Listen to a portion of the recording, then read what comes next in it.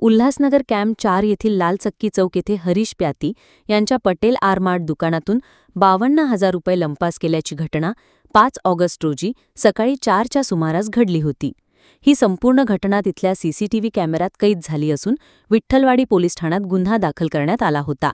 CCTV कॅमेऱ्याच्या आधारे चोरट्याला महारळगाव येथून ताब्यात घेण्यात आले.